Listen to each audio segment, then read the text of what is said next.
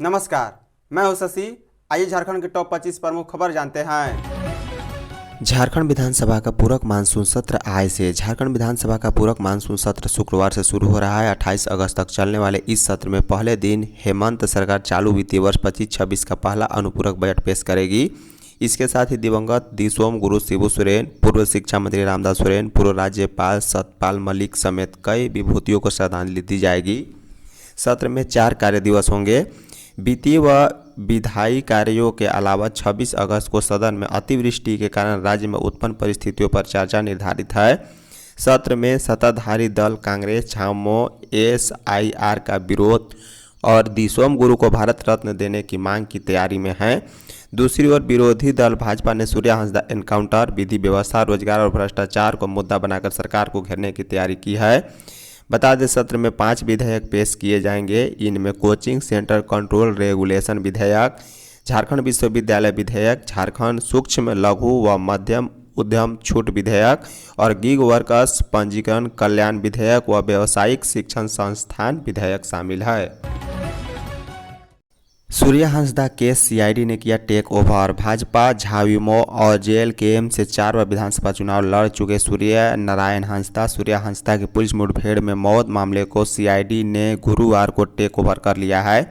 Godda police ने बोआरजीरो थाने में दर्ज मुठभेड़ के केस के आधार पर सीआईडी ने नया मामला दर्ज किया। डीजीपी अनुराग गुप्ता के आदेश पर केस का अनुसंधान दुमका रेंज के सीआईडी डीएसपी रविंद्र कुमार सिंह को दी गई है। केस का supervision CID DIG Chandan Kumar Jha करेंगे। सूर्या हांसदा के साथ हुए कथित एनकाउंटर की पूरी रिपोर्ट 12 अगस्त को पुलिस मुख्यालय को भेज दी गई थी। रिपोर्ट में सीआईडी से जांच की अनुशंसा की गई है। वहीं गोड्डा पुलिस ने राष्ट्रीय मानवाधिकार आयोग को भी प्रारंभिक रिपोर्ट भेजी थी, जिसमें पुलिस के साथ मुठभेड़ में मारे जाने के घटनाक्रम का विवरण है। गौरतलब है कि सूर्या हांसदा को 10 अगस्त को देवघर के नावाडीह गांव से गिरफ्तार किया गया था। वहीं 11 अगस्त के अहले सुबह बोआरिजोर इलाके में पुलिस ने एनकाउंटर में मार गिराया था। झारखंड मौसम 26 तक बारिश से राहत नहीं। झारखंड में मानसून लगातार सक्रिय है और राज्य के विभिन्न हिस्सों में बारिश हो रही है। मौसम विभाग के मुताबिक मानसून की सक्रियता के कारण 26 तक बारिश से राहत नहीं मिलेगी। इस दौरान सभी हिस्सों में बारिश होगी। इसके बाद यह धीमा पड़ सकता है। विभाग के मुताबिक इस दौरान राज्य के सभी हिस्सों में बादल छाए रहेंगे। 22 और 23 को राज्य के पलामू, चतरा, गढ़वा और लातेहार में भारी बारिश होने का अनुमान है। मौसम विभाग ने इन जिलों के लिए ऑरेंज अलर्ट भी जारी किया है। मौसम विभाग के अनुसार शुक्रवार और शनिवार को राज्य में पाकुड़, गोड्डा, साहेबगंज, जामताड़ा, देवघर, दुमका, हजारीबाग, कोडरमा, गिरिडीह, बोकारो, धनबाद, रांची, लोहरदगा, गुमला और सिमडेगा में कहीं कहीं भारी बारिश होने का येलो अलर्ट जारी किया गया है। रांची में सामान्य वर्षपात 739.1 मिलीमीटर से 50% अधिक बारिश हो चुकी है। विधानसभा के समक्ष 26 को धरना देंगे बीत रहित मोर्चा। बीत रहित शिक्षा संयुक्त संघर्ष मोर्चा 26 अगस्त को झारखंड विधानसभा के सामने महाधरना देगा। वहीं 5 सितंबर शिक्षक दिवस के दिन मोर्चा राजभवन का घेराव करेगा। निर्णय गुरुवार को राज्य भर के इंटर कॉलेज के प्राचार्य, उच्च और संस्कृत व मदरसा विद्यालय के प्रधानाचार्य और शिक्षक प्रतिनिधियों की बैठक में लिया गया। बैठक में सबसे पहले दिसोम गुरु शिबू सोरेन और शिक्षा मंत्री रामदास सोरेन को श्रद्धांजलि दी गई। बैठक में बीत रहित मोर्चा के रघुनाथ सिंह ने बताया कि 75% अनुदान वृद्धि का संलेख प्रस्ताव विधि विभाग से अनुमोदित हो गया है। वित्त विभाग 56 करोड़ राशि की स्वीकृति दे दी है। मुख्यमंत्री ने शिक्षा सचिव से विमर्श करने को लेकर संचिका स्कूली शिक्षा व स्वच्छता विभाग को भेज दी है। अभी तक संचिका पर शिक्षा सचिव और मुख्यमंत्री के बीच में विमर्श नहीं हो सका है। 1 माह से ज़्यादा समय हो गए, लेकिन विमर्श नहीं होने से शिक्षकों में काफ़ी रोष है।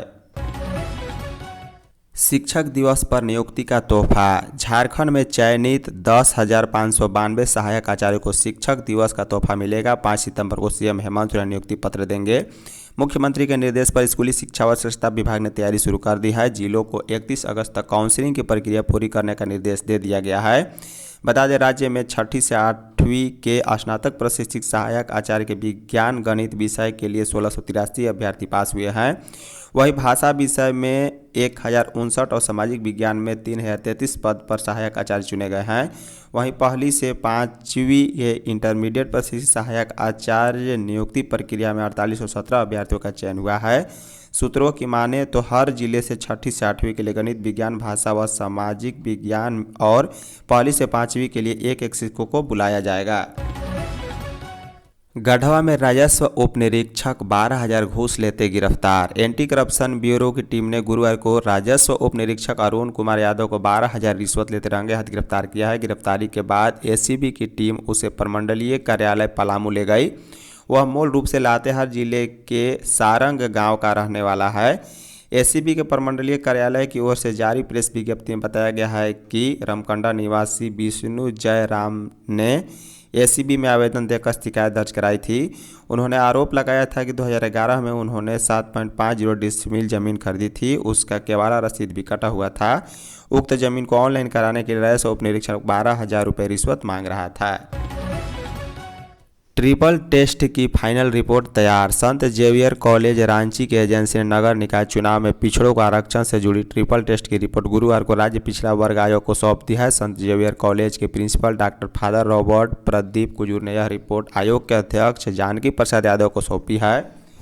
अब आयोग यह रिपोर्ट राज्य सरकार को सौंपेगा। इसको लेकर आयोग के अध्यक्ष ने मुख्यमंत्री हेमंत सोरेन और नगर विकास मंत्री सुदीव्य कुमार से समय मांगा है। राज्य सरकार रिपोर्ट पर मंत्रिपरिषद स्वीकृति लेगी। इसके बाद इसका एक नोटिफिकेशन जारी होगा, फिर उसे राज्य निर्वाचन आयोग को सौंपा जाएगा। उसके बाद निर्वाचन आयोग ही निकाय चुनाव कराने को लेकर अंतिम फैसला लेगा। आयोग से मिली जानकारी के अनुसार राज्य के 49 नगर निकाय क्षेत्रों में कराए गए सर्वे में विभिन्न जाति के आंकड़े में ज़्यादा का अंतर नहीं है। इसके तहत सामान्य 34%, BC1 33%, BC2 14% और SC 11%, ST 8% हैं।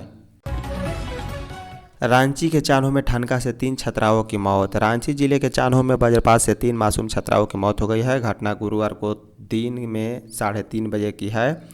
तीनों छात्राएं छुट्टी के बाद स्कूल से घर लौट रही थी। इसी बीच वज्रपात की चपेट में आ गई। इधर घटना पर दुख जताते हुए स्वास्थ्य मंत्री डॉक्टर इरफान सैनी ने बताया कि जिला प्रशासन की ओर से पीड़ित परिवारों को 4-4 लाख रुपए मुआवजा दिए जाएंगे। जानकारी के अनुसार हिंदपीढ़ी निवासी सुखदेव उरांव की 5 वर्षीय बेटी परी उरांव पहली कक्षा और सतीश उरांव की 7 वर्षीय की बेटी अंजिलिका कुजूर तीसरी कक्षा प्राथमिक विद्यालय हिंदपीढ़ी में पढ़ती थी, जबकि शिवनाथ उरांव की 10 वर्ष की बेटी बासमती उरांव मध्य विद्यालय कुल्लू में 6ठी में पढ़ती थी। बासमती अपने भाई रामा उरांव को हिंदपीढ़ी प्राथमिक विद्यालय से लेकर घर जा रही थी।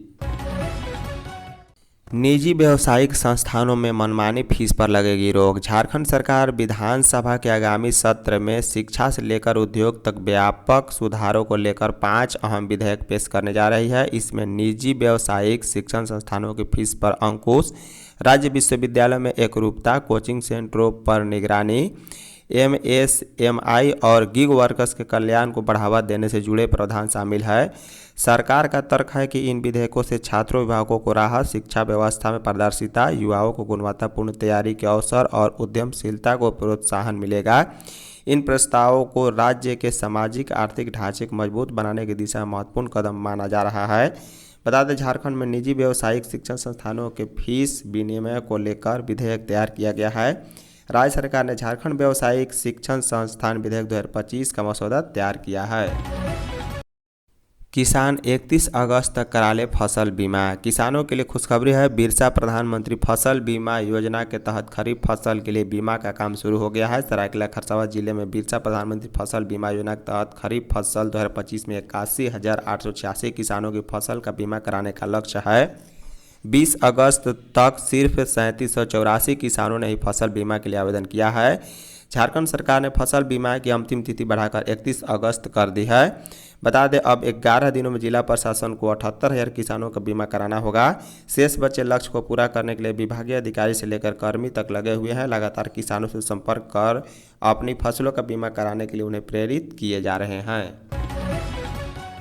कृषि मंत्री ने माना झारखंड में हो रही यूरिया की कालाबाजारी। झारखंड के कृषि मंत्री शिल्पी नेहा तिर्की ने माना है कि प्रदेश में यूरिया की कालाबाजारी हो रही है। उन्होंने कहा है कि मानसून की बारिश अधिक हुई है, इसलिए यूरिया की डिमांड भी बढ़ी है।